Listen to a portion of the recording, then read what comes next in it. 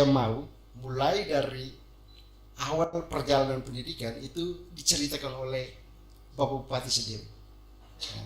Dan karena itu saya tidak berbanyak kata dan saya langsung terus terang, saya baru kenal Pak Yoris itu ketika saya lihat itu balihonya mulai ditempelkan di gerbang Delaro. Dan saya bertanya ini siapa, karena satu nama yang tidak saya kenal. Dan waktu pemilu saya berubah pikiran dan mencoblos pilih Pak Yoris pada menit-menit terakhir sebelum masuk coblos. Oke. Ini bukan karang-karang, tetapi sebelumnya pikiran saya itu diganggu oleh beberapa konfrater dan mereka mau supaya pilih orang tertentu. Tapi ketika saya lihat yang mendorong saya untuk mengubah pikiran adalah usianya yang muda. Jadi kemudahan itu yang membuat saya akhirnya mengubah pikiran beberapa menit detik sebelum masuk dan akhirnya saya jatuhkan pilihan dan ketika terpilih diam-diam saya bangga. Oke. Dan hari ini Pak Yoris hadir di hadapan kita untuk berbagi pengalaman. Jadi pertanyaan paling pertama, karena tema kita itu from campus to career, maka pertama kami ingin tahu dulu ini latar belakang pendidikan seperti apa. Bahkan ya kalau bisa kemudian memilih karir politik dan kemudian menjadi orang nomor satu ini bisa jadi sudah datang dari sejak kecil. Jadi Pak Yoris perkenalkan diri sekaligus menggambarkan kenapa sampai tiba-tiba ya sampai di puncak ini. Baik, terima kasih. Tepuk tangan dulu Kak.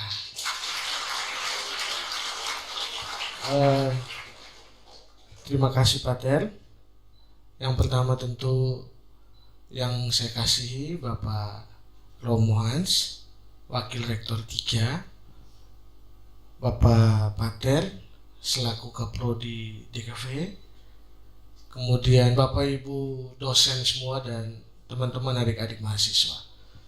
Kalau saya punya nama sudah pasti tahu, ya toh? Kalau kamu tidak tahu bahaya juga tuh. Minimal sudah sering ada di baliho-baliho jadi pasti tahu.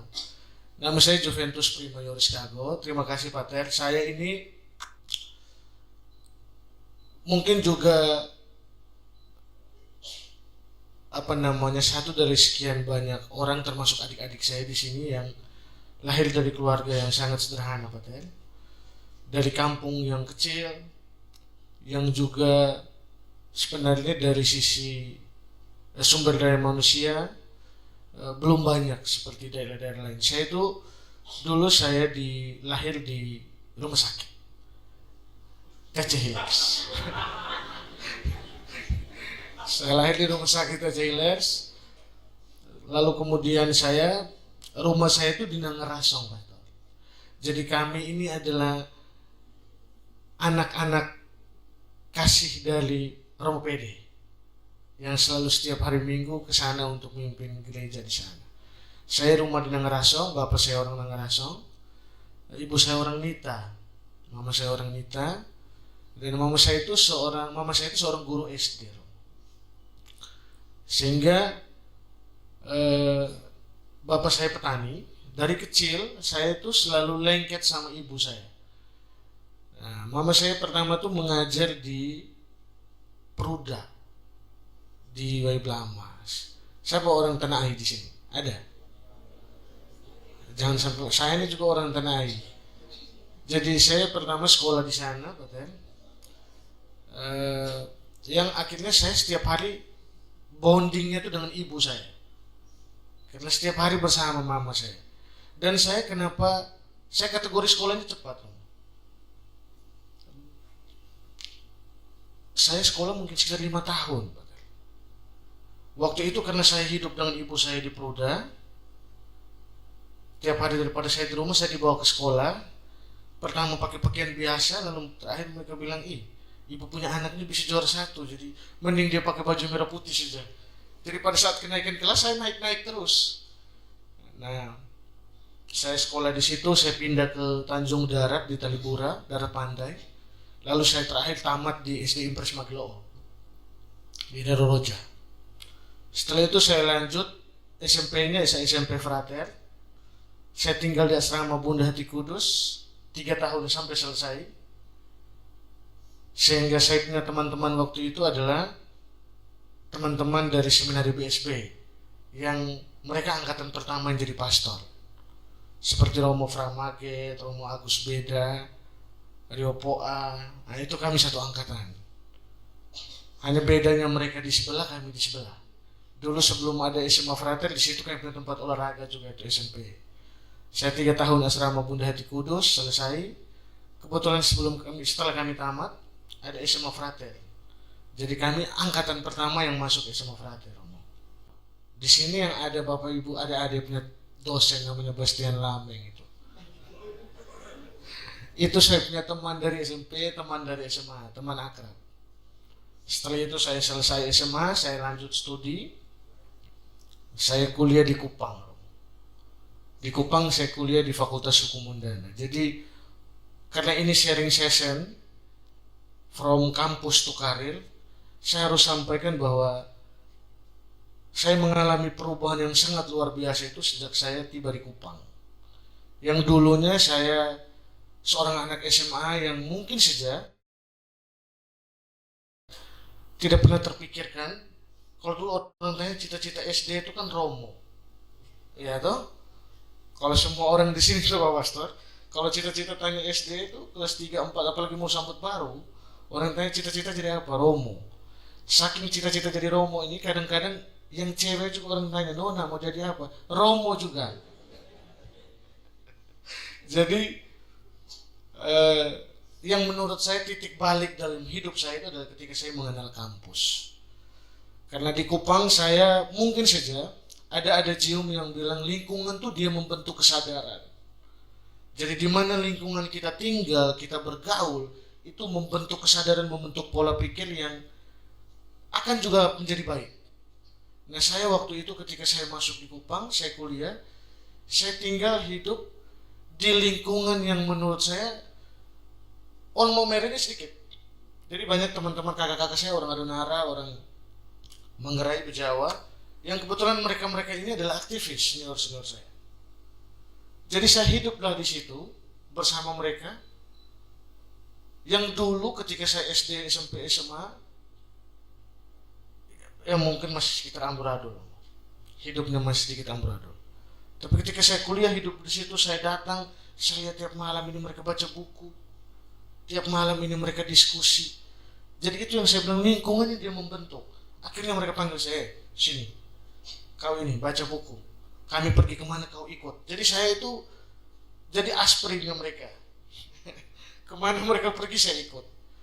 Yang akhirnya kawan dan teman-teman saya yang kami di Momere sama-sama dan kuliah ke Kupang, saya punya waktu akhirnya agak sedikit dengan mereka. Karena saya menyibukkan diri saya dengan senior-senior saya dan kakak-kakak saya ini.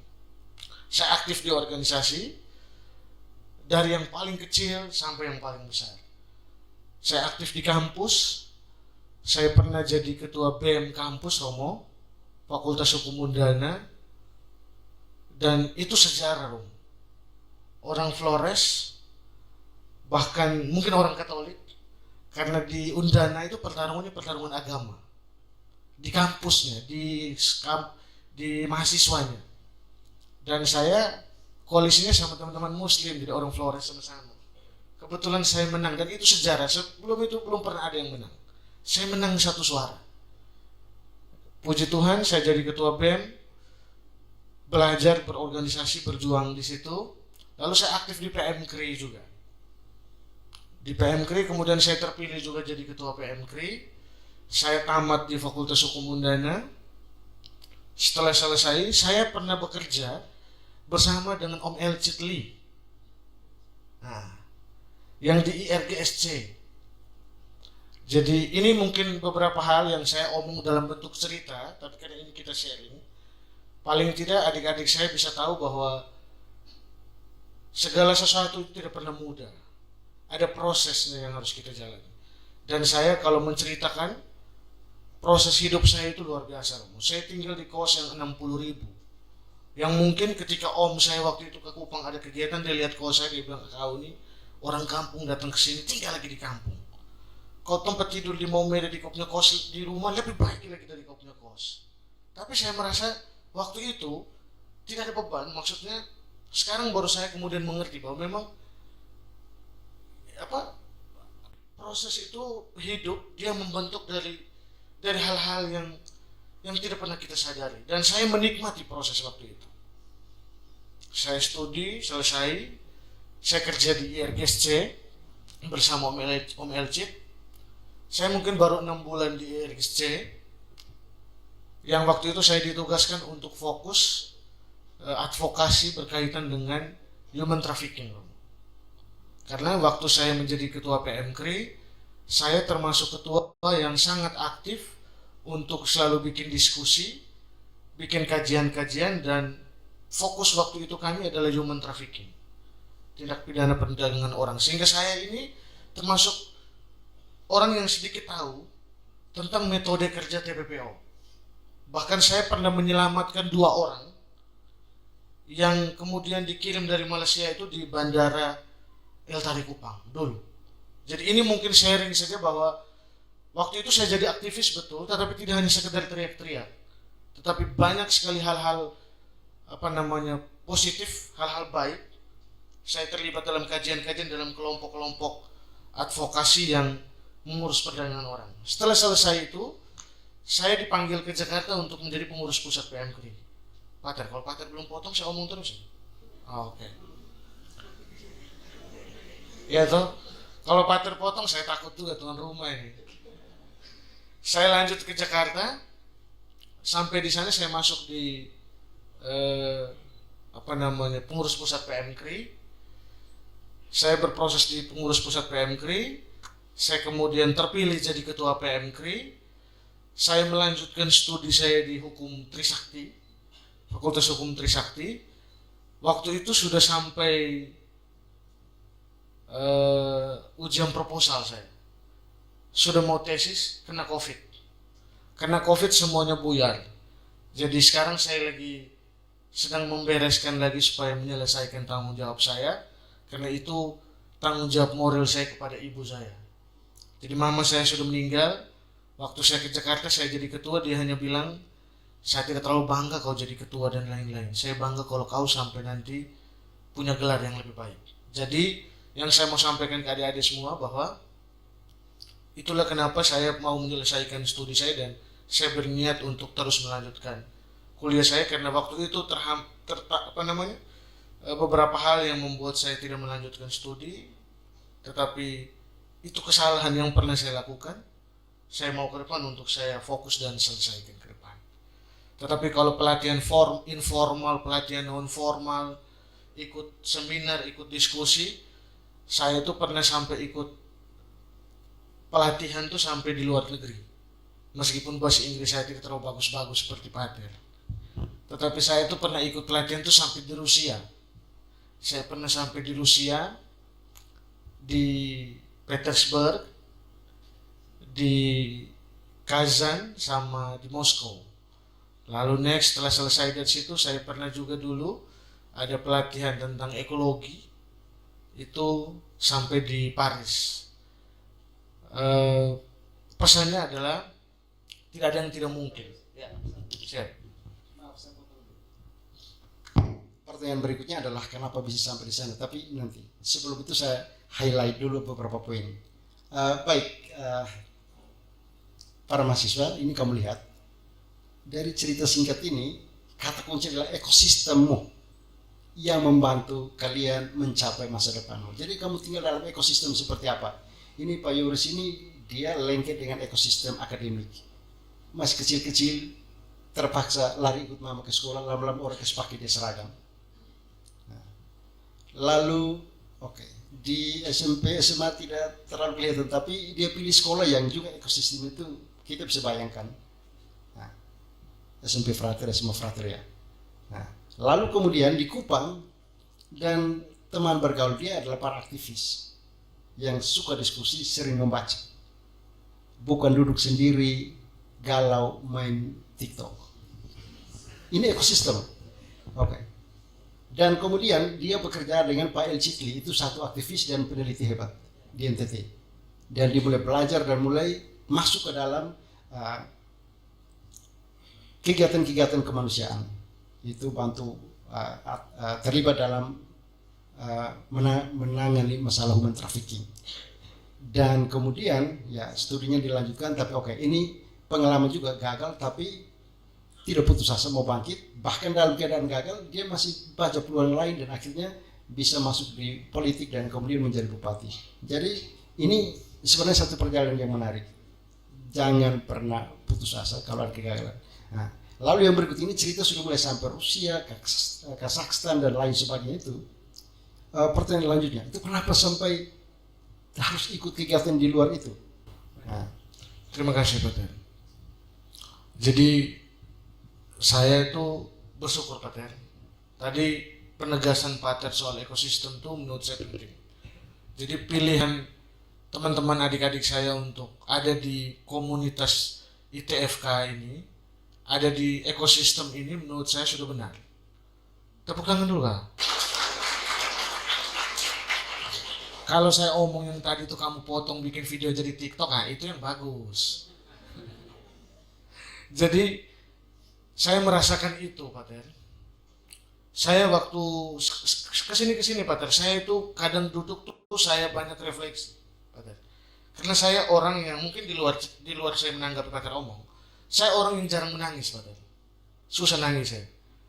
Tetapi saya ada satu titik yang tahun kemarin saya pergi ziarah di Porta tahun jubileum di Vatikan. Malam-malam saya duduk sendiri dan saya menangis. Tiba-tiba saya menangis, saya tidak memikirkan apa-apa, saya menangis. Saya lalu pikir, kok Tuhan ini begini baik. Tapi setelah saya refleksi, ternyata dalam hidup saya itu saya selalu bertemu, berteman, dan ada di lingkaran yang sangat baik. Sehingga lingkaran yang sangat baik, ekosistem yang sangat baik itu yang menopang saya untuk terus bergerak maju. Termasuk dengan misalnya saya kenapa harus keluar negeri Pak Ter. Waktu itu saya ketua PM Pak Ter. Jadi kami ada pelatihan yang kami beberapa ketua-ketua pimpinan organisasi nasional itu dipanggil untuk kemudian ditanyakan kalian bersedia tidak untuk ikut kegiatan waktu itu. Saya waktu itu pikir, ini kalau saya pergi dengan kegelapan bahasa Inggris ini juga bahaya. Akhirnya saya kursus Pak Ter. Nah ini yang saya mau ngomong teman-teman adik-adik saya, bahwa pesannya tuh tidak ada yang tidak bisa, tidak ada yang tidak mungkin kalau kita mulai dan kita coba. Termasuk saya. Kalau waktu itu saya pesimis Pak Ter, saya minderan, saya pasti tidak mau ambil. Jadi saya belajar Pak Ter. Jatuh bangun saya belajar. Sampai sekarang masih jatuh bangun tapi saya belajar Pak Ter. Dan akhirnya kami pergi. Sampai di sana saya tes mulai dari naik pesawat.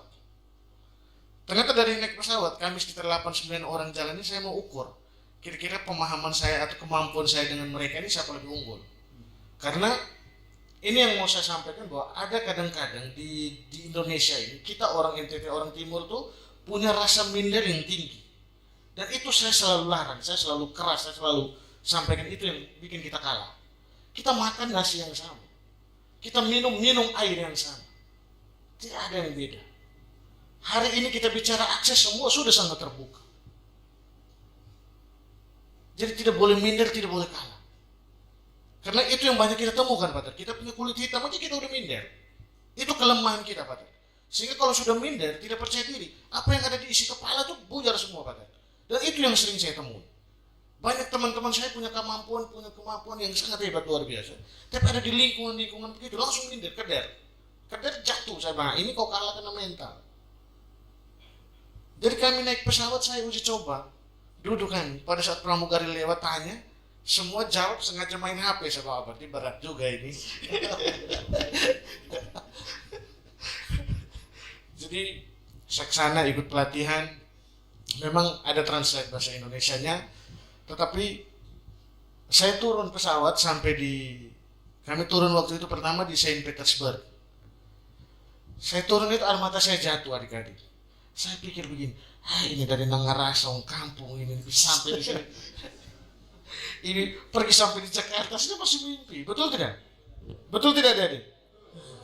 apalagi sampai di sini naik pesawat besar, saya menangis, air mata saya jatuh. Tapi jatuh satu, lalu teman saya datang peluk saya, weh, lu kenapa anak Jakarta ya? Mereka ini anak UI, anak Unpad, lu kenapa nangis? Saya bilang, bos, kalau kamu mungkin berpikir ini hal yang biasa-biasa saja. Tapi bagi saya seorang anak kampung ini hal yang tidak pernah saya pikirkan dalam hidup saya.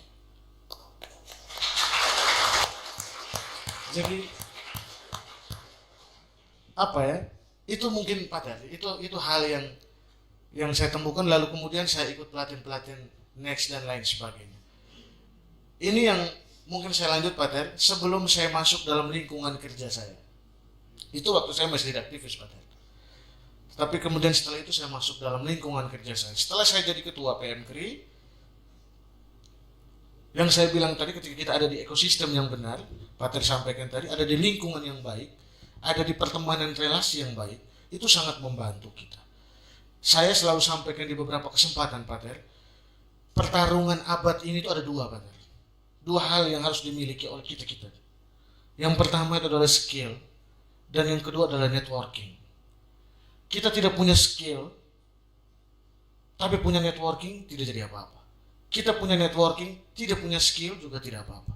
Tapi kalau punya skill, punya keterampilan, dan juga punya networking, kita akan jadi apa-apa. Sehingga itu pengalaman yang saya dapat waktu itu. Karena saya berteman di lingkungan yang benar, tiba-tiba ada senior teman saya yang jadi staf khusus presiden. Kami dipanggil oleh beliau, sampaikan kalian bantu saya kerja di Istana Negara. Sehingga dari situ saya akhirnya bekerja di istana dari tahun 2020, yang waktu kalau urusan politik orang banyak pukul-pukul saya jadi tukang sapu di istana. Tetapi saya pernah berproses kerja di istana. Dalam proses saya di sana, teman saya itu jadi staf khusus presiden, bidang ormas, bidang kemahasiswaan dan kelompok strategik. Dan saya di situ jadi tenaga ahlinya, kerja di situ, lagi-lagi dapat berkat yang besar. Bapak saya waktu itu pergi ke Jakarta, saya bawa ke istana masuk, lalu dia bilang gini, saya masuk dan kau ini tidak pakai periksa-periksa lagi. Yang lain tadi periksa-periksa banyak sekali, dia punya pintu-pintu. Saya bilang itu makanya bapak harus bersyukur anak sudah begini. Akhirnya saya kerja di situ berapa tahun, berproses di situ. Dalam proses itulah kemudian saya pelan-pelan memiliki visi dalam politik. Saya bersentuhan dengan begitu banyak urusan politik. Saya banyak belajar juga dari orang-orang kita yang hebat-hebat, dari orang NTT banyak yang hebat-hebat. Sebut saja misalnya dari Pak Melki Mekeng, itu saya belajar secara langsung. Dari Pak Andre Hugo Parera, itu saya belajar melihat bagaimana pola kerja beliau secara tidak langsung saya lihat. Tapi itu bagian dari belajar. Meskipun tidak bersentuhan, tetapi saya bisa lihat dari pola dan lain sebagainya. Pak Melki Lakalena, begitu banyak senior-senior, saya belajar dari mereka. Akhirnya kemudian memutuskan saya untuk berpolitik. Oke baik, saya highlight dulu. Skillmu apa? Jejaringmu apa? Peluang lalu lalang. Tapi kalau kita tidak punya skill, tidak punya jejaring, kita tidak bisa tangkap. Oke. Dan ada satu dinamika yang menarik ya. Kalau kita lihat perjalanan Pak Yoris itu, dia menjadi ketua PMKRI dan ya dia menjadi pemimpin sudah sejak masa kuliahnya. Tetapi untuk tadi masuk ke satu yang lebih tinggi, dia harus turun lagi menjadi ini pekerja di istana, dan tadi dia bilang dari tukang sapu.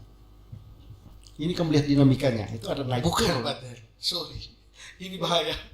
Bukan, maksud saya waktu pas pilkada, saya diisukan atau digoreng isunya bahwa saya jadi tukang sapu. Oh gitu, sorry. Padahal di situ saya bukan tukang sapu Pak Der. Oh sorry. Oke. Bahaya Pak Der. Kalau saya jadi tukang sapu Pak Der, saya takut juga jadi bupati di sini Pak Der. Oke Pak. Oh ya, itu isu. Sorry, ini kekeliruan saya. Oke. Ini satir Pak Der, ini satir. Oke. Tapi ini juga yang saya mau tahu ya, karena gini, ini politik itu tidak gampang. Nah, politik itu tidak gampang. Oke, tadi kita sudah lihat jejaring membantu Pak Yoris bisa masuk di istana, dan kemudian diperhitungkan sebagai ya orang yang ada di istana, dan kemudian ya dipercaya. Dan yang ingin kami tahu itu, dari sekian banyak orang yang berjuang mendapatkan perhatian, tapi Pak Yoris yang kemudian dipilih untuk mewakili partainya dan harus menjadi calon sini. Padahal ada banyak orang yang mau itu, dan itu tidak gampang. Nah. Baik Pak Tel, sebelum itu saya highlight sedikit soal di istana tuh Pak Tel. Bahaya Pak Tel. Ini untung sudah menang jadi bupati. Kalau belum jadi bupati, bahaya memang ini dialog ini siang. Jadi waktu saya di sana Pak Tel, saya bersyukur. Ini yang saya bilang, saya dapat lagi lingkungan ekosistem yang hebat. Pak Ter, Romo Hans, teman-teman saya tuh kadang sampai, tapi menurut saya belajar tuh kadang, mungkin karena saya orangnya fighter Pak Ter, Romo, saya terlatih untuk tarung saya, jadi mental dan lain sebagainya. Kalau saya tidak bisa, saya belajar cari jalan bagaimana saya baca dan lain sebagainya. Jadi waktu di lingkungan kami itu, saya punya teman-teman tuh dari Sorbonne, ada yang dari Lyon, Prancis, ada yang dari Jerman. Jadi di lingkungan kami mungkin sekitar 11 orang kami punya kantor di ruangan kami di istana itu universitas luar negeri semua Pak. S2-nya luar negeri. Jadi mereka tanya saya bilang saya lagi beresin kuliah saya. Tapi juga tidak membuat saya keder, tidak membuat saya mental, karena saya melihat kenapa mereka bisa begitu. Ekosistem sekolah pendidikan mereka dari kecil Pak. Mereka ini anak-anak santri yang kiai besar, yang memang dari kecil sudah di lingkungan itu, studi S1-nya sudah di kampus-kampus besar, studi S2-nya di kampus-kampus besar. Jadi memang itu lekat dalam hidup mereka. Tapi itu lagi-lagi adik-adik semua. Jadi juga motivasi buat adik-adik bahwa saya tidak takut juga, saya tidak keder juga, saya fight. Ternyata dalam perjalanan saya sama juga kita ini Pak. Ini soal kesempatan saja. Jadi ini yang mungkin saya mau kasih gambaran Pak, sehingga waktu itu saya bekerja dengan baik. Artinya saya bekerja dengan baik adalah ketika saya bekerja dengan baik, saya bekerja dengan jujur, punya kontribusi pikiran, kontribusi gagasan waktu itu, akhirnya lambat laun hubungan saya itu bukan hanya sekedar dalam lingkungan kerja, tapi saya kemudian sudah menjadi bagian yang puji Tuhan saja saya bisa rasakan sekarang adalah saya bisa kenal anak-anaknya Pak Presiden, saya bisa kenal Pak Presiden. Kan tentu tidak mudah Pak Ter, tidak semudah bahwa hanya karena tidak, tapi mungkin karena mereka melihat kerja saya, tanggung jawab yang diberikan kepada saya waktu itu, yang memang tidak lebih banyak ke daerah sini, saya lebih banyak ke daerah Kalimantan, ke beberapa daerah yang lain. Saya bisa kerjakan dengan baik, saya trust, kepercayaan, itu paling penting dalam hal apapun. Yang kedua mungkin attitude Pak Ter, Romo Hans. Jadi ini hal-hal yang menurut saya juga mau saya sampaikan.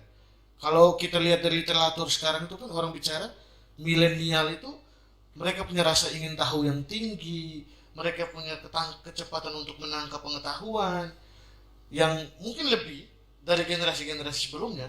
Tapi ada satu problem yang juga menjadi sangat penting adalah soal attitude, soal sikap yang kadang mereka melampaui batas-batas norma yang memang begitulah kondisi milenial hari ini, anak-anak muda sekarang. Dari sisi bagaimana komunikasinya, interpersonal relationnya, itu memang jadi problem. Sehingga saya merasa bahwa saya mungkin di beberapa hal ini saya melakukan sekuat tenaga bekerja, melakukan yang terbaik, dan akhirnya mungkin bisa jadi atensi dari sekian banyak anak muda, dari sekian banyak orang. Saya bisa diatensi bahwa ternyata anak ini kalau mampu hebat sih tidak, tetapi paling tidak anak ini bisa dipercaya. Anak ini ketika diberikan tanggung jawab dia bisa mengerjakan. Dari situlah kemudian saya punya kedekatan. Akhirnya pada satu kesempatan anak bungsu Pak Presiden ini menjadi ketua PSI. Dalam proses beliau menjadi ketua PSI, kami diminta untuk mendampingi beliau. Jadi Mas Juve nanti sampean temani kawal Mas Kaisang di PSI, yang juga tidak semudah saya mengambil keputusan. Saya pulang, saya pikirkan bagaimana ini. Pada akhirnya saya berpikir kesempatan ini juga tidak mungkin semua orang punya. Akhirnya saya mengambil keputusan menemani beliau di partai PSI, dan waktu itu saya akhirnya diperintah untuk menjadi calon legislatif. Tetapi Pak Ter, soal pikiran untuk menjadi politisi, visi menjadi politisi itu sudah lama. Sejak proses-proses saya menjadi aktivis, saya sadar, saya percaya betul bahwa ternyata ketika kita ada di urusan ini, ada di jalan ini, banyak hal yang bisa kita lakukan. Terlepas juga banyak godaan yang akan kita terima, tetapi selama konsistensi dan lain-lain, ya saya pikir bisa kita lakukan. Saya pikir begitu Pak Ter. Baik, kita bertepuk tangan, ini menarik sekali. Oke, saya garis bawahi lagi, visi. Saya lihat banyak yang hidup belum jelas ya, kita. Saya ajar kalian dan saya tahu. Nah, bahkan mahasiswa filsafat pun, jadi dia tidak tahu hidup itu mau jadi apa ke depan. Ini Pak Yoris bilang, visi menjadi politisi itu menjadi pemimpin sudah dari kecil. Dan untuk mencapai visi itu ada beberapa hal. Pertama itu mental. Ini mental ini penting sekali. Kemarin ada seminar di sini dan sebelumnya itu diskusi di KHE. Nah, itu bicara tentang Maumere sebagai ruang post kolonial. Jadi kita ini negara yang pernah dijajah cukup lama oleh bangsa asing, lalu setelah merdeka kita pun dalam tanda petik masih dijajah oleh kebudayaan yang lebih dominan, dan karena itu kita selalu merasa inferior, merasa lebih rendah. Ya, padahal ini coba tanyakan kepada teman-teman ya, dosen yang pernah kuliah di luar, ini Pak Yoris tadi cerita, setelah kita sama-sama belajar ternyata kita sama juga. Tapi itu mental inferior itu buang dulu, jangan terlalu merasa rendah, itu mesti dibuang. Dan kita di negara budaya yang pernah dijajah itu penyakit kita, jadi harus bangkit dari itu. Nah, jadi punya visi, lalu kemudian bangkitkan rasa percaya diri, oke. Lalu kemudian ya pertahankan iklim yang mendukung apa yang mau kita capai. Nah, dan ini sebenarnya itu kunci kesuksesan. Lalu yang berikut itu satu hal yang perlu kita punya juga, ini kecerdasan untuk menghadapi tantangan. Ini tadi Pak Yoris bilang, saya ini orang yang tukang fight, bertarung, menghadapi kesulitan, tantangan apapun. Nah, jadi kita mesti punya itu. Kalau tanpa itu tidak, karena masuk ke dunia kerja, jangan dulu politik, dunia kerja saja itu persaingan itu gila-gilaan. Jadi kalau kau tidak kuat, kalau dibully saja kau tidak tahan, kau tidak akan pernah menjadi apa-apa. Nah, jadi ini sebenarnya sesuatu yang mau saya garis bawahi dari pengalaman Pak Yoris itu. Oke. Jadi baik, kita maju terus ya Pak Yoris. Dan semakin ke atas saya akan makin serius karena ini makin menarik ini. Nah, oke, baik. Menjadi anak muda yang kemudian berani bersaing dengan orang tua itu sesuatu yang tidak gampang. Bahkan sampai hari ini wakil presiden kita Pak Gibran itu masih dikritik, masih bahkan dikatai dengan berbagai macam hinaan. Orang selalu tonjolkan satu hal yang ya kelihatan tidak bagus. Tetapi yang saya baca itu karena mudanya menurut saya. Ada banyak orang tua yang begitu tekun merawat kekuasaannya. Dan ada banyak orang tua yang merasa bahwa harusnya saya. Dan orang muda itu dianggap belum mampu dan lain sebagainya. Tetapi kita ingat kata-kata Soekarno ya. Berikan saya 1000 orang tua dan saya akan mencabut gunung Semeru dari akarnya. Tetapi berikan saya 10 anak muda, niscaya saya akan mengguncang dunia. Maka mana yang lebih kuat?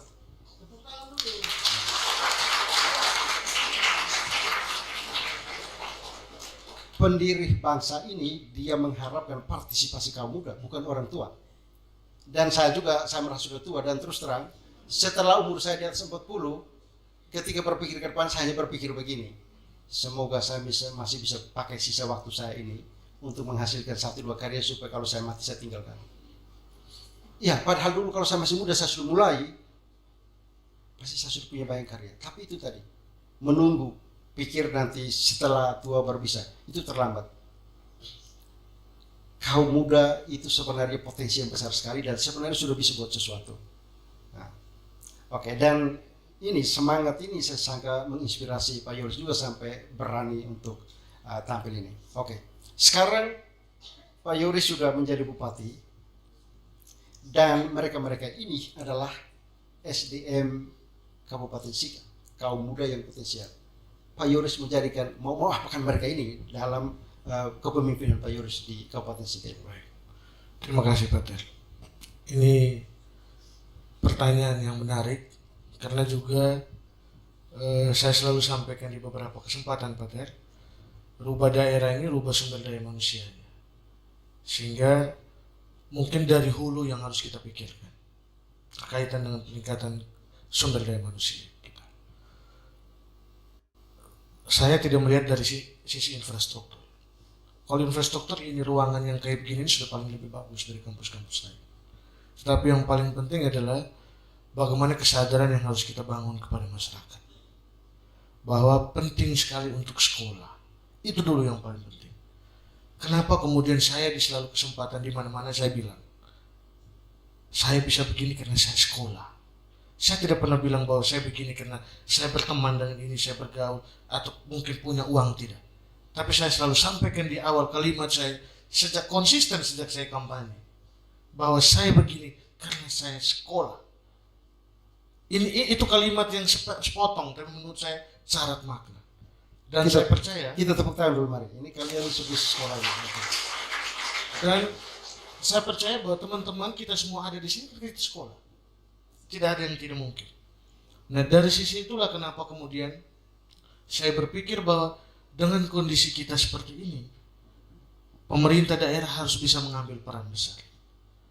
Saya bicara sebagai bupati, Pak Ter, tentu ada beberapa program-program yang peningkatan atau mendorong untuk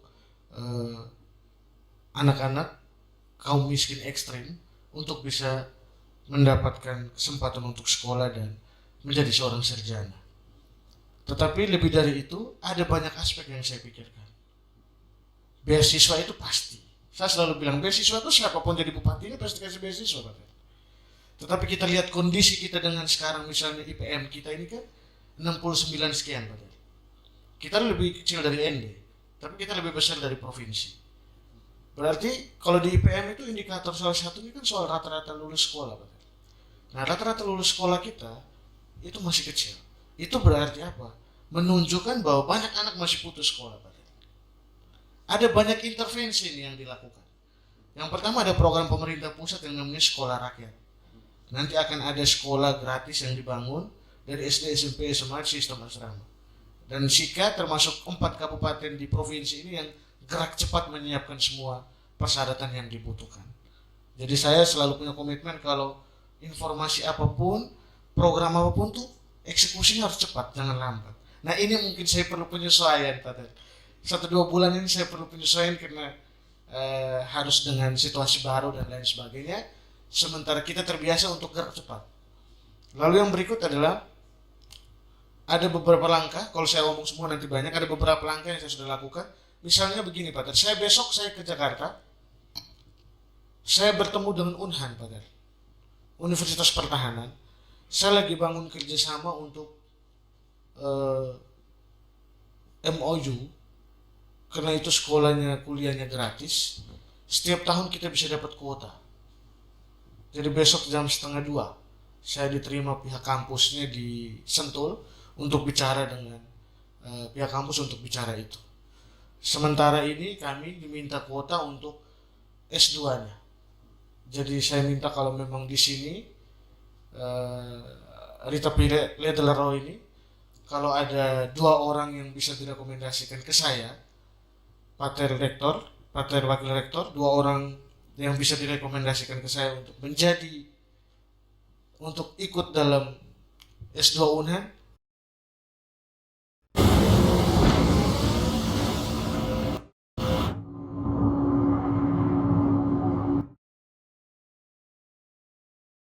Nanti setelah ini kita bicara, Pak. Yang penting, karena saya diberikan kuota ini untuk yang nanti mau sekolah ini, dia sekolah benar.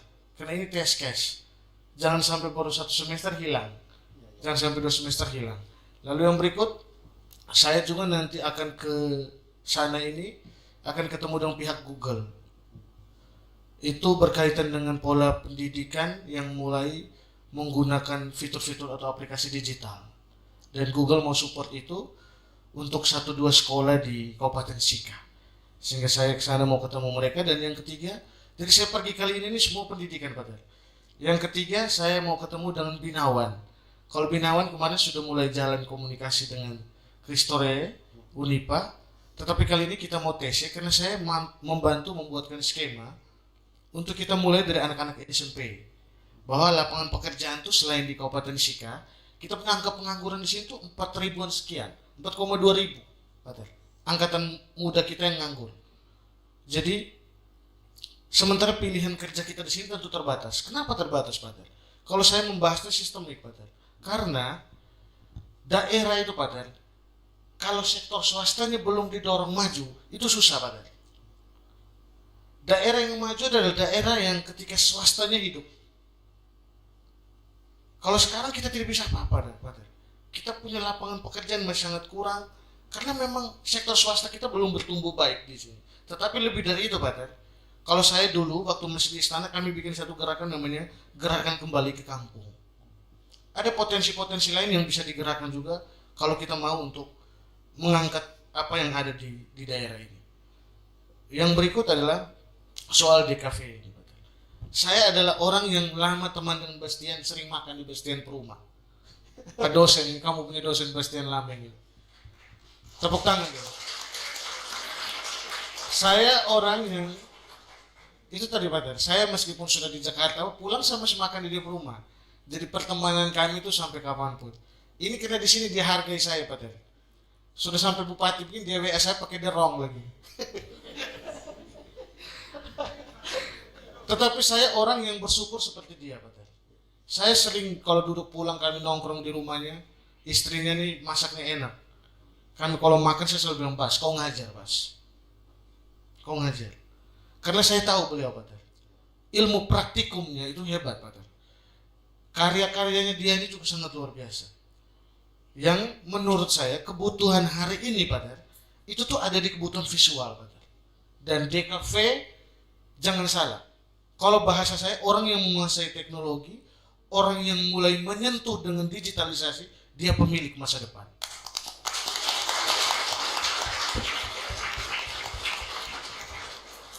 Baik, terima kasih Pak Yoris. Yang ini sebenarnya pertanyaan berikutnya itu tentang mau apakan anak-anak di kafe ini. Juga tadi Romahan sudah sampaikan bahwa di Leroy ini ada jurusan-jurusan langit dan ada jurusan-jurusan darat. Nah, jurusan darat itu DKV, kewirausahaan, sistem informasi, dan ini kami dengan satu kesadaran betul mau menyiapkan anak-anak kita yang kemudian mau menggenjot itu sektor swasta itu. Kita menghasilkan wirausahawan muda di wilayah kita ini. Dan karena itu juga harapan kami seperti tadi. Kalau bisa Pak Yoris yang ya pertama kenal di kafe karena berteman di Bastian, lalu kemudian sebagai bupati yang ini potensi. Tapi pertanyaan sekali lagi, mau diapakan supaya betul mereka ini bisa menjadi wirausahawan itu. Baik, Pak Tar.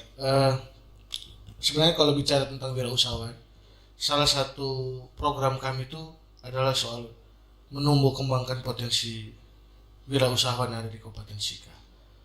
Ada beberapa skema yang kita akan lakukan ke depan. Tentu kerjasama juga dengan pihak kampus, Pak. Kampus juga kan di satu sisi setelah anak-anak ini keluar dari sini juga tidak bisa melepas mereka dengan kondisi kita Kabupaten Sika ini yang menurut saya belum ramah atau belum terlalu banyak yang tahu tentang DKV ini. Betul tidak, Pak? Karena betul. Aspek kegiatan baik di pemerintahan, aspek kegiatan di swasta belum melihat ini sebagai salah satu fitur penunjang yang paling penting. Yang tamatan-tamatan DKV. Sehingga saya tentu berharap ke depan kita bisa kolaborasi, Pak. Kami bisa kolaborasi, apa yang bisa kita lakukan, dan misalnya di pemerintahan ada yang bisa harus kami kolaborasikan, kami siap. Yang berikut yang kedua adalah saya sekarang sudah mulai menghidupkan Dewan Kesenian Sika. Dewan Kesenian Sika saya termasuk misalnya kayak KH, EK, mereka ini gabung di Dewan Kesenian Sika. Saya mau ke depan potensi-potensi kreativitas di Sika yang melalui dengan potensi kreatif, potensi digital ini harus kemudian kita tumbuh kembangkan. Dan itu tidak bisa dikelola oleh pemerintah, Pak. Kita butuh pihak ketiga yang mereka juga tidak butuh uang dari kita, tetapi mereka yang akan menjadi penggerak untuk memanggil, memayungi semua kelompok budaya, kelompok kreatif, kelompok digital ini untuk bisa bekerja bersama-sama. Kita mau ke depan ada kreatif hub yang nanti pelan-pelan kita gagas, itu jadi tempat ekosistem digital yang akan kita dorong. Soal potensi di lapangan saya percaya banyak sektor swasta, sektor pemerintah yang mulai sadar tentang keberadaan DKV ini, tamatan-tamatan teman-teman ini yang untuk bisa terdistribusi di sana. Kalau secara rinci, tentu yang saya bilang tadi, Pak, membangun kesadaran ke masyarakat itu dulu juga penting. Di stakeholder itu juga dulu penting. Banyak orang belum tahu DKV ini apa. Padahal yang saya bilang tadi, ini jurusan yang paling penting ini, penunjang aktivitas apapun hari ini. Dan sebenarnya lapangan pekerjaan juga bukan hanya di Sika. Ada potensi-potensi lapangan-lapangan besar, lapangan pekerjaan yang lebih luas, yang lebih lebar, yang juga bisa kita support ke depan. Saya malah berpikir, Pak, selain di sini yang bisa kita serap, kalau ada potensi yang mungkin, Pak, kira-kira kita perlu butuh kerjasama dengan apa? Saya bantu, kita sama-sama cari jalannya, Pak. Itu yang saya bilang kolaborasi. Kira-kira begitu, Pak. Baik, itu yang kami harapkan. Lalu tadi rencana bertemu pihak Google itu, kalau ada bidang yang cocok dengan DKV ya mungkin kita. Masuk akal juga ini, benar. Tepuk tangan dulu buat Pak. Oke, baik, tadi saya diingatkan supaya kita snack jam 10:30. Saat tahunnya sudah jam berapa? Sekarang tepat. Nah. Ya.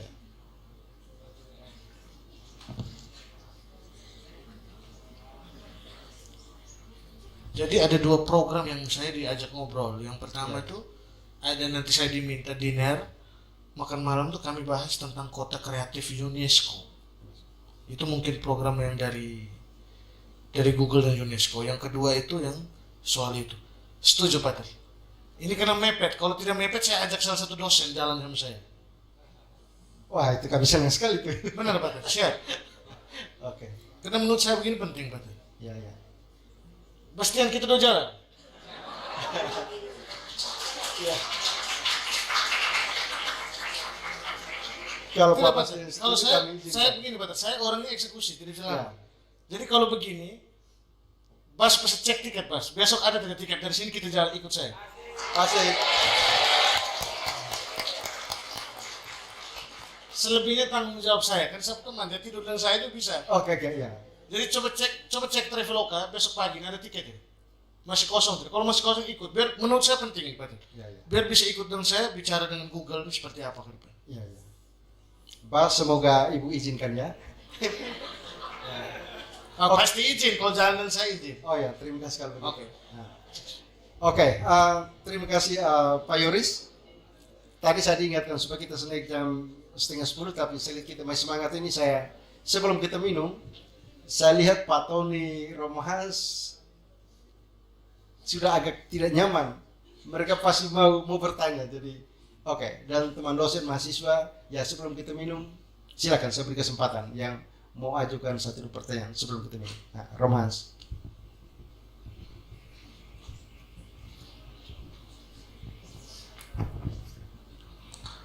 Terima kasih Bapak Bupati untuk seri pengalaman yang luar biasa, memberikan semangat dan motivasi untuk kami.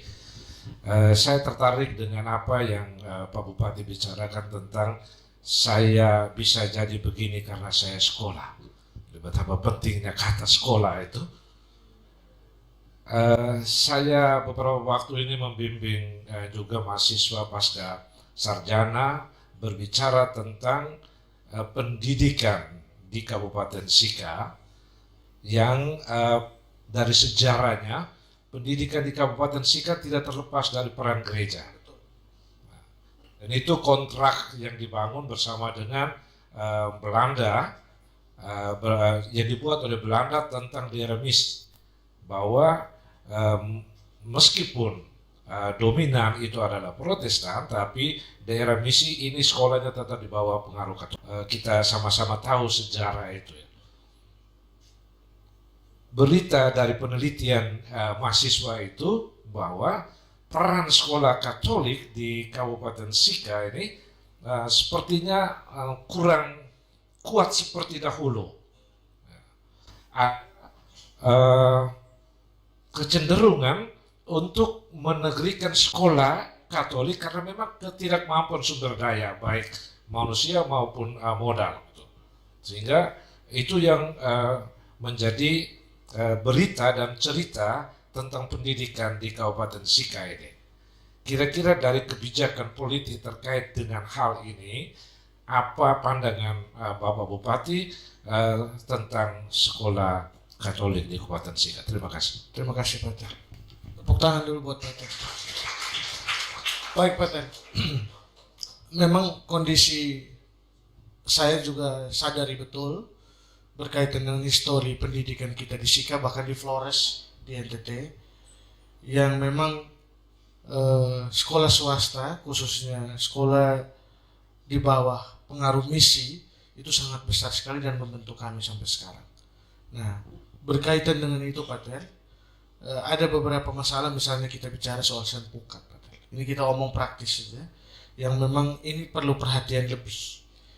Kalau ini tidak bisa kita ambil langkah bersama, tentu perlahan-lahan histori dan sejarah ini nanti juga akan lenyap dan banyak orang tidak tahu. Anak-anak didik, anak-anak di masa yang akan datang tidak tahu bahwa peran besar gereja itu sangat luar biasa. Sehingga yang ke depan perlu kami lakukan, saya akan mencoba bicara sama DPR, kira-kira ke depan seperti apa langkah yang akan kita lakukan bersama-sama terkait dengan kondisi ini. Paling tidak Pak Ter, ada satu hal yang sudah mulai saya gerakan kemarin. Saya diundang di Kompas TV Pak Ter, yang bicara tentang kondisi pendidikan Hardiknas itu. Di situ ada 3 hal yang saya bicara. Itu masih silakan dilihat rekamannya di YouTube Kompas. Saya bilang bahwa kami di sini itu sekolah swasta dan negeri itu angkanya berdekatan. Kenapa? Karena dari sisi historinya, sekolah-sekolah yang ada di sini itu sekolah-sekolah Katolik yang dibawa oleh pengaruh misi, yang dia eksis dan melahirkan orang-orang hebat dari Flores itu dari Katolik, dari sekolah-sekolah Katolik. Jadi perhatian pemerintah itu harus besar.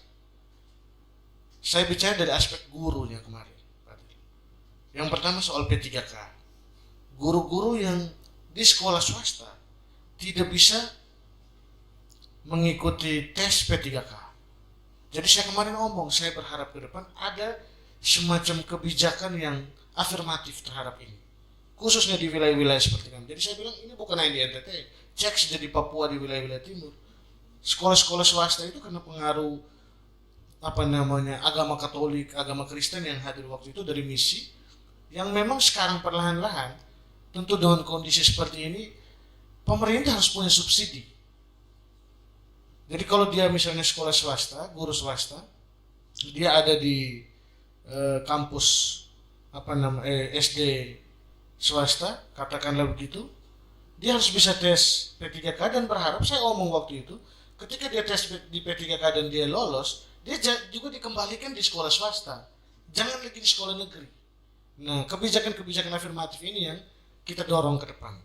Dan saya juga sudah punya komitmen, termasuk Pak Ketua DPR itu juga sudah lakukan beberapa komunikasi.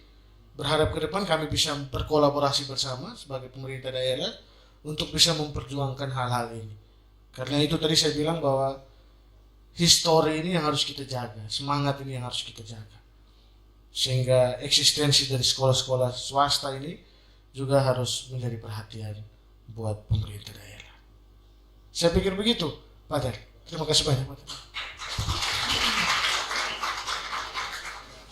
Baik. Selamat pagi, Pak Yoris dan Sivitas Akademika yang sempat hadir pada hari ini. Perkenalkan, saya Tony Bukut, saya dosen di PKK. Satu hal yang membanggakan hari ini karena bisa bertemu dan ngobrol dengan Pak Yoris. saya kenal melalui medsos, testimoni dari teman-teman PMK terutama. Menurut saya satu tokoh yang luar biasa dan patut jadi contoh untuk kami dan juga terutama untuk teman-teman mahasiswa. Satu hal yang saya highlight tadi itu berkaitan dengan visi. Dalam bahasa lain, satu penulis terkenal namanya Yuval Noah Harari, dia katakan satu keunggulan manusia yang sangat unik dan membedakannya dengan entitas lain di bumi itu adalah manusia itu punya imajinasi. Dia bisa berimajinasi. Hewan dan lain-lain tidak punya kemampuan ini. Bahkan dunia itu berkembang, berubah itu karena kemampuan imajinasi manusia. Dan saya ajarkan ke anak di cafe, di kewirausahaan, saya ajar juga di sini. Negara bahkan itu lahir dari kemampuan imajinasi manusia. Termasuk Indonesia. Saya tidak bisa membayangkan kalau misalnya Ki Hajar Dewantara dan si Cipto Mangunkusumo dulu tidak pernah berimajinasi tentang satu negara yang namanya Indonesia. Mereka tahun 1908 mendirikan Pribon Indonesia ini. Indonesia, nama itu pasti tidak dikenal. Tidak ada nama Indonesia. Mungkin Hindia Belanda dan sebagainya. Sehingga ruang untuk imajinasi ini sangat penting. Dan Ananda Cafe, kewirausahaan, SI juga di sini tentu harus punya imajinasi serupa. Bagaimana mereka akan menjadi apa mereka ke depan. Tetapi imajinasi setiap orang itu harus bertemu. Artinya orang harus saling cerita dan untuk itu orang-orang butuh ruang. Butuh tempat-tempat umum, tempat-tempat publik di mana mereka bisa berbagi imajinasi. Mau jadi apa kompetensi ke depan, mau jadi apa Flores misalnya ke depan. Dan unggulnya kita di Maumere satu-satunya di Pulau Flores yang punya 6 kampus di dalam. Dan itu satu potensi yang luar biasa kalau dikelola dengan baik. Dan mahasiswa ini kan potensi besar, entah secara ekonomi maupun secara sosial. Oke, saya omong secara sosial. Kalau saja imajinasi dari anak-anak mahasiswa di 6 kampus di Maumere ini bertemu, itu pasti dahsyat powernya, hasilnya. Tetapi di mana mereka akan bertemu? Itu pertanyaan mengenai ruang maksud saya. Bagaimana Pak Yoris ini berimajinasi tentang 6 kampus ini, bagaimana menciptakan satu hal yang kita namakan ekosistem tadi, di mana mereka bisa mengekspresikan berbagai imajinasi mereka dan bisa membangun kompetensi ini dengan imajinasi-imajinasi. Nah, karena itu kita butuh ruang publik untuk itu. Kemarin saya beri materi untuk anak-anak di sini juga ada perhimpunan mahasiswa dari berbagai daerah. Berapa minggu lalu saya beri materi kepada anak-anak dari Manggarai dan kami meminjam kantor kelurahan. Dan oke, terima kasih untuk itu. Dan saya pikir kalau fasilitas publik ini juga buka semua untuk anak-anak mahasiswa bisa berkumpul karena mencari ruang gratis itu sangat sulit. Dan kira-kira bagaimana Pak Yoris bisa pikirkan ini? Ruang-ruang gratis untuk mahasiswa-mahasiswa ini sekabupaten Sika dari prodi manapun, kampus manapun bisa bertemu, bisa membagi imajinasi dan bisa buat sesuatu untuk Kabupaten Sika ini. Terima kasih. Baik Pak Tony. Kepada kita semua hari ini, jejak-jejak karir dan juga pengalaman-pengalaman organisasi yang cukup sangat luar biasa bagi saya. Tadi Kakak Jipik sempat singgung soal lapangan kerja di Kabupaten Sika yang sangat berkurang. Oke, dalam hal ini kita tidak bisa membendungi bahwa ini adalah tanggung jawab dan tanggung jawab moral seorang bupati terasa. Oke. Upaya apa? Ini mungkin pertanyaan pertama. Upaya apa yang dilakukan oleh Bapak Bupati selaku orang nomor 1 di Kabupaten Sika untuk membuka lapangan atau ruang-ruang kerja untuk semua mahasiswa yang notabene punya sumber daya manusia yang sangat berkompeten dan juga para pengangguran hari-hari ini yang sempat disinggung juga untuk memberi ruang kepada semua kalangan ini. Ruang semacam apa? Saya pengen jawabannya konkret saja. Lalu kedua, DKV diberi ruang di Kabupaten Sika. Karena hari ini konteksnya kita seminar yang diselenggarakan oleh DKV. Jadi kami meminta dan memberi tantangan kepada para Bapak Bupati untuk kedepannya mengagitasi semua mahasiswa DKV khususnya untuk berkolaborasi bersama para birokrasi yang ada di Kabupaten Sika untuk membangun Kabupaten Sika yang lebih baik. Kemudian soal tema seminar kita From Campus to Career, lalu mempersiapkan generasi muda memasuki dunia kerja. Tadi sempat disinggung soal skill dan networking, itu sangat dibutuhkan dalam personal individual dalam kemampuan diri seorang. Tapi tidak cukup sampai di situ saya rasa. Karena pengaruh orang dalam sangat mempengaruhi seseorang untuk masuk dalam dunia kerja. Dan harapan saya semoga birokrasi Kabupaten Sika hari-hari ini tidak menerapkan prinsip itu. Saya kembalikan. Oke, baik.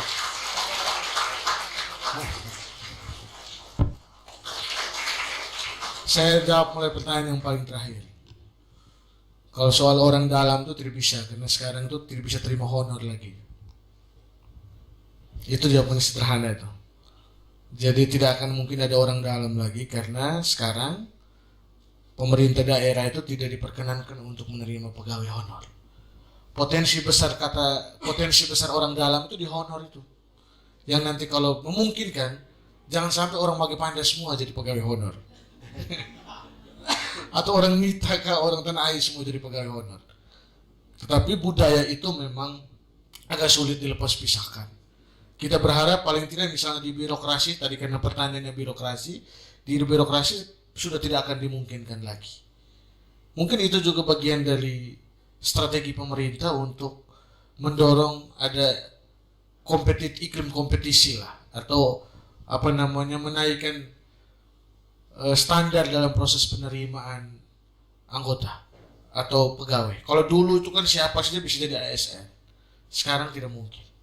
Jadi kalau soal orang dalam itu jawabannya.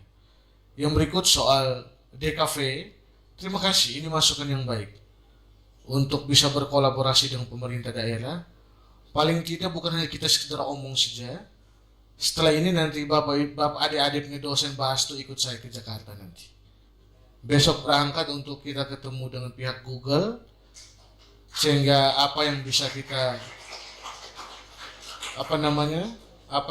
kita diskusikan bersama, potensi apa yang bisa kita kolaborasikan bersama. Yang nantinya setelah ini bisa jalan, puji Tuhan semoga, paling tidak apa yang bisa kita kerjakan bersama, sehingga itu tentu akan berdampak buat adik-adik saya di DKV, juga menurut saya bukan hanya DKV, tapi juga ke bidang-bidang yang lain, termasuk wirausaha dan lain sebagainya.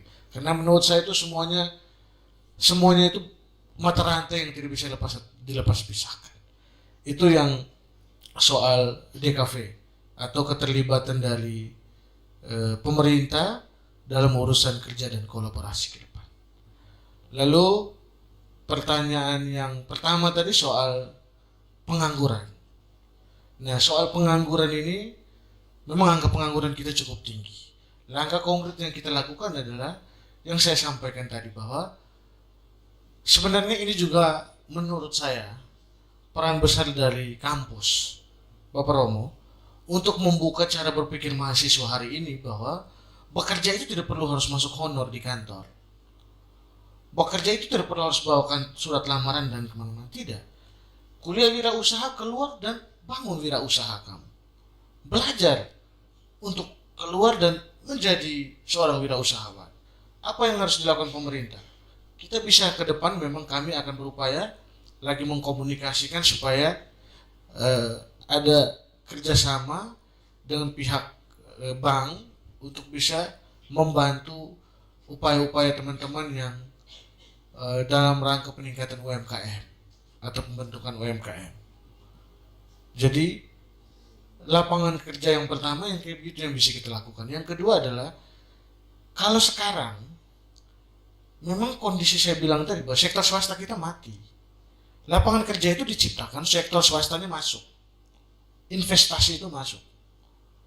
Makanya saya bilang ke depan saya dorong investasi harus masuk, Romo. Di daerah-daerah seperti kita ini, daerah-daerah yang fiskalnya rendah, Pak. Kehidupan mati hidupnya kita ini bergantung pada dana transfer pusat. Karena PAD kita kecil. Nah, untuk kemudian maju dan coba dilihat daerah-daerah maju dimanapun, Pak, itu adalah daerah-daerah yang sektor swastanya bertumbuh pesat. Kalau sektor swastanya bertumbuh pesat, tentu akan juga bisa menyerap tenaga kerja. Yang saya bilang tadi bahwa semuanya satu kesatuan yang tidak bisa dilepas pisahkan. Makanya pilihan ke depan adalah kita mau dorong ini bisa lebih baik, sehingga penciptaan lapangan pekerjaan pun bisa dibuka dengan baik. Selain dengan, kalau tadi saya di luar diskusi dengan paten dan lain sebagainya, bahwa harus kreatif juga. Mahasiswa-mahasiswa DKF atau wirausaha dan lain sebagainya, DKV, kenapa tidak mulai misalnya menggagas channel kah, menggagas ide-ide yang mulai dipakai dalam platform-platform digital? Kenapa tidak mulai kayak begitu? Kobus tidak perlu sekolah di DKV untuk bisa jadi begitu. Betul tidak? Betul toh? Dia memulai itu, Pak. Ada di sini yang punya TikTok, ada nggak? Berapa followernya paling banyak? Berapa? Saya yang tidak mahasiswa DKV, follower saya lebih banyak dari kamu.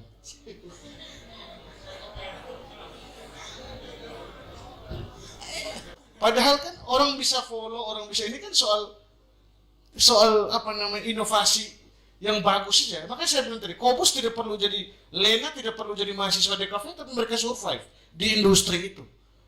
Yang menurut saya ekosistem industri ini luas, Pak. Dan di sini semuanya tarung bebas. Inovasi, ide itu yang menang. Karena kalau soal teknisnya semua sama. Kamu sekolah malah, kamu pasti lebih paham. Jadi menurut saya dalam urusan kerja, dunia kerja, lapangan pekerjaan, kalau saya dorong tuh kita menciptakan lapangan pekerjaan. Berharap pada pemerintah dengan kondisi masyarakat begini, susah bos. Dengan kondisi wilayah kayak begini, susah. Sektor swasta kita minim begini, susah. Kecuali sektor swasta kita masuk. Investasi masuk, penciptaan lapangan pekerjaan bisa didorong. Pemerintah menciptakan lapangan pekerjaan. Pemerintah sudah mau jalan, saya ngos-ngosan. Dengan anggaran begini. Iya betul Pak Tento. Jadi maksud saya malah dorong mahasiswanya harus menciptakan lapangan pekerjaan. Coba lihat di luaran sana. Sedikit mahasiswa di Jakarta tuh cita-cita jadi ASN. Sedikit. Karena mereka tahu bahwa lapangannya sangat luas untuk bisa dapat uang. Sekolah ini kan bukan untuk kerja kan? Betul tidak? Sekolah itu untuk kerja tidak? Saya mau tanya, sekolah untuk kerja atau tidak? Tidak pernah jawab. Tapi maksud saya tidak boleh takut dengan hal-hal begitu. Harus percaya diri bahwa kalau saya sudah sekolah, saya sudah sampai di ITFK, saya lulus, saya pasti bisa bekerja. Saya kalau tidak ada lapangan pekerjaan, saya menciptakan lapangan pekerjaan sendiri. Karena kemampuan kayak kalian ini tidak semua orang bisa. Nah, tetapi dalam kerangka kerjasama saya pikir baik juga ke depan ini bisa kita kerjasama dengan pemerintah daerah. Kami ke depan ini juga nanti lagi proses aplikasi e-gov kita, e-government kita. Jadi nanti lagi proses sekarang bangun websitenya. Nanti ada masalah apa saja, kamu ada jalan lubang di mana, kamu foto kirim, saya langsung lihat di HP. Kayak begitu-begitulah. Jadi kalau mau bikin izin dan lain sebagainya, perizinan bisa langsung proses lewat aplikasinya. Dan ini yang sedang kita bangun sistemnya, karena yang hardware-nya kan sudah kan, dia punya jaringan ini kan sudah, tinggal aplikasinya, software. Yang nanti kalian bisa download di Play Store itu bisa download. Namanya Surprise, nanti kita mau launching. Nah ini bagian dari kita mau dorong supaya orang sudah mulai melek ada terhadap apa namanya perkembangan teknologi. Karena Yuval Harari juga bilang, Pater kalau saya salah Pater bantah saya, tapi Yuval Harari itu pernah bilang bahwa ideologi besar dunia itu akan mati digilas dengan perkembangan ilmu pengetahuan dan teknologi. Betul tuh Pater toh? Jadi ini yang saya mau sampaikan kepada adik-adik saya semua, bahwa tidak boleh takut dengan masa depan. Kalau kamu takut dengan masa depan, berarti kamu takut dengan kamu punya diri sendiri. Padahal di luaran sana semua hal bisa dikonversi jadi apapun. Tinggal sekarang kita mau mulai atau tidak, kita berani atau tidak. Itu saja. Kamu tepuk tangan dulu kan. Yang berikut dari pendosen Pak Tony soal imajinasi tadi. Imajinasi yang besar, tetapi menurut saya perlu konkretkan pelan-pelan. soal ruang yang tadi ada dua jawaban. Yang pertama kolaborasi dari semua stakeholder, kampus-kampus. Saya bilang tadi di awal kita diskusi bahwa saya masih bekerja merapikan internal. Ke depan semua pihak akan saya undang, mulai dari pers. Kenapa di awal saya bilang pentahelix? Kerangka kolaborasinya, karena ada pers di situ, ada akademisi, ada pihak kampus di situ, dan ini yang ke depan akan kami undang untuk kami minta pikirannya. Apa yang bisa kita kolaborasikan? Saya sadar benar. Makanya pertama ini kemarin kami sudah mulai dengan Binawan yang saya pergi ini. Ini juga bagian dari kerjasama nanti antara Kristore, ada Unipa, dan juga nanti ada SMK kesehatan dalam rangka mempersiapkan tenaga kerja yang bisa ke luar negeri, tetapi melalui prosedur yang benar. Dan lembaga ini kemarin waktu dialog saya minta untuk nggak usah asal kirim deh, kalau bisa bantu kami bikin TC-nya di sini, bikin training center. Dan puji Tuhan Romo Doni itu sangat aktif sekali, komunikasi beliau yang luar biasa betul, sudah komunikasi lebih dulu dari saya malah soal lembaga ini. Dan Romo Doni keuskupan itu sudah mempersiapkan Lela itu untuk jadi di tempat TC. Nah, tugas kami pemerintah ini membantu, menginfluence, mendorong, mengimbau masyarakat untuk bisa ikut di situ. Tetapi saya tahu benar bahwa pikiran gagasan yang ada di kota ini melalui cendekiawan-cendekiawan yang ada di kampus-kampus ini juga luar biasa. Jadi ke depan perlu ada ruang untuk kemudian kita bisa duduk bersama, kami diberikan pikiran-pikiran dari pihak kampus dan apa yang perlu kita kolaborasikan bersama. Lalu yang kedua, saya mulai dari hal-hal kecil, Pater. Kalau kemarin Pater bikin bawa materi di kantor lurah, mulai ke depan jangan pakai di Rujab saja. Di Rujab bagian bawah yang sekarang Kahil lagi bikin acara tuh, itu selama ini setiap minggu saya tidak bisa tidur Kahil. Apa Pater? Acara tiap minggu anak muda full di situ. Turnamen ini e-sport, diskusi, dialog semua dibuat di situ. Jadi termasuk kamu semua di sini, DKV di sini, wirausaha mau buat acara, diskusi, apa segala macam, pertemuan, buat kegiatan turnamen, sementara silakan pakai dulu Rujab yang ada di kantor bupati yang di bagian bawah, gratis itu kalian pakai. Termasuk kamu di sini perhimpunan mahasiswa Tanah Air, perhimpunan mahasiswa Golewa, perhimpunan mahasiswa Cancar, silakan dipakai di bawah ya. Lalu yang berikut adalah kita berupaya untuk PCC ini kakak, Pusat Jajanan Cindera Mata ini yang sedang kita upayakan untuk nanti kita kerjasama dengan Dewan Kesenian Sika untuk mereka bisa menata ulang itu. Jadi saya mau setiap minggu atau 2 minggu sekali ada event yang dibangun di situ, di PCC itu. Jadi kenapa saya menggandeng Dewan Kesenian? Karena saya tahu ide mereka lebih segar, pikiran mereka lebih bagus, dan mereka expert di bidang itu. Jadi pasti akan banyak hal yang mereka bisa bikin lakukan di situ yang akan kita dorong. Dan kami punya cita-cita 5 tahun ke depan kami akan bangun alun-alun kota. Tempat semua akan ada di situ.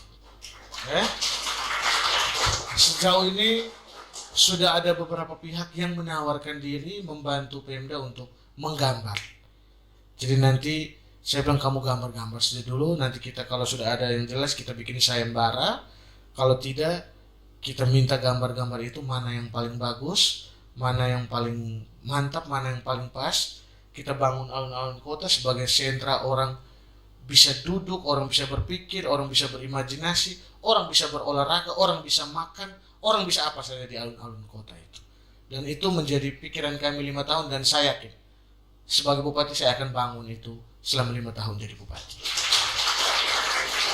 Jadi itu, tetapi lebih dari itu saya bersyukur juga saya diundang di sini untuk jadi pembicara di sini, karena biar saya jangan terlalu mumet dengan urusan birokrasi.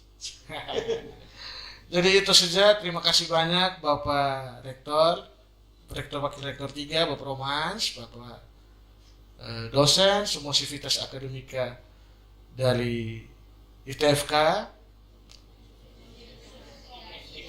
IFTK, minta maaf, kamu jangan marah saya begitu. Tapi satu juga saya minta Pater, kami ini kan ada gerakan setiap hari Jumat tuh, yang Jumat giat berantas sampah itu. Jadi saya minta kalau bisa Jumat depan semua mahasiswa kita gerpol pasar dulu. Karena kami dalam rangka mau penataan pasar Alok. Tapi maksud saya kita bereskan, bersihin dulu semua dulu. Jadi kalau bisa hari Jumat depan pagi-pagi jam 6, 7, 1 jam begitu kita gempur dulu pasar ya.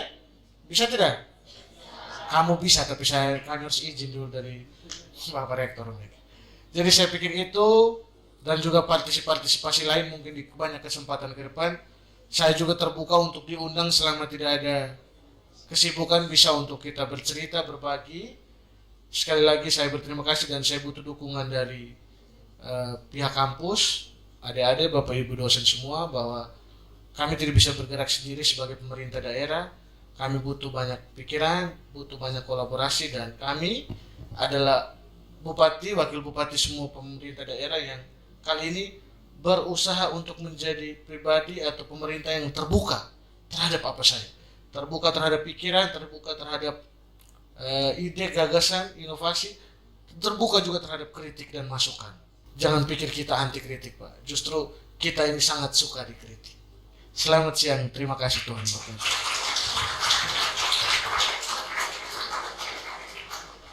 Baik, terima kasih Pak Yoris. Waktu kita sisa 8 menit dan tadi saya berpikir mau todong satu animasi itu pertanyaan, tapi ya karena tadi waktu jam minum itu Bapak Bupati sampaikan bahwa masih ada acara, maka saya batasi. Tapi 8 menit yang sisa ini saya tidak pakai untuk menyimpulkan obrolan kita, tetapi saya masih mau minta Bapak Bupati mungkin sampaikan satu kalimat yang selama ini menjadi narasi yang membuat Pak Yoris itu bisa berdiri di sini hari ini sebagai pembicara dan sebagai Bupati Kabupaten Sika. Narasi itu yang menjadi pegangan setiap orang untuk menjadi seseorang. Karena itu ya 1-2 kalimat supaya anak-anak ini mereka bisa terinspirasi untuk supaya 5-10 tahun ke depan itu mereka akan menjadi Yoris Kago baru yang lahir dari Sika ini. Silakan. Ibadah berat betul ya. Kalau saya itu orang yang selalu belajar dari apa yang saya lihat. Saya lihat, bukan saya dengar. Secara pribadi yang saya mau omong ini mungkin motivasi buat saya punya adik-adik semua, bahwa yang pertama, dunia ini kalau istilahnya sudah borderless, tidak ada pembatas. Hari ini orang ada di Singapura minta maaf Pak, izin. Di Singapura kencing juga kita bisa lihat kalau dia posting di Facebook. Betul tidak? Ada kita punya kakak yang masuk kebun di Doreng sana, kita bisa lihat dia posting di Facebook. Tidak ada pembatas. Jadi kalau kita tidak bersiap diri, yang saya bilang tadi, bahwa kita juga tidak akan bisa apa-apa. Kalian harus bersyukur bahwa ada di kampus yang tepat. Yang saya selalu bilang juga, kalau ada di DKV itu kampus yang visioner. Yang memang kalian kalau belajar dengan benar, kalau serius, kalian ini adalah orang-orang yang akan saya bahas tadi, pemilik masa depan. Karena dunia ke depan itu dunia yang ini penuh dengan inovasi teknologi dan lain sebagainya. Sehingga saya berharap itu, tetapi juga lebih dari itu, saya juga berharap ada hal-hal lain yang harus dipegang teguh, yakni attitude, sikap tingkah laku juga. Karena saya merasa betul Pak Der, ada juga apa ya, ada degradasi lah dalam urusan attitude ini yang menurut saya juga jadi perlu perhatian. Bagaimana kalian harus bisa menghargai, menghormati, bagaimana kalian harus bisa berkomunikasi dengan baik, menjaga rasa antar sesama orang yang lebih tua, itu juga penting. Karena menurut saya ilmu yang tinggi, kemampuan yang tinggi, semua tidak jadi apa-apa kalau kita tidak punya attitude yang baik. Karena itu paling penting dalam hidup. Sehingga kalau saya tuh sejak saya kuliah, sejak sampai saya terakhir wisuda, saya kemarin dilantik, saya syukuran jadi bupati, saya bekerja hari ini, dan sampai kapanpun yang selalu ada di pikiran saya itu adalah bertolaklah lebih dalam. Terima kasih. Buk in altum.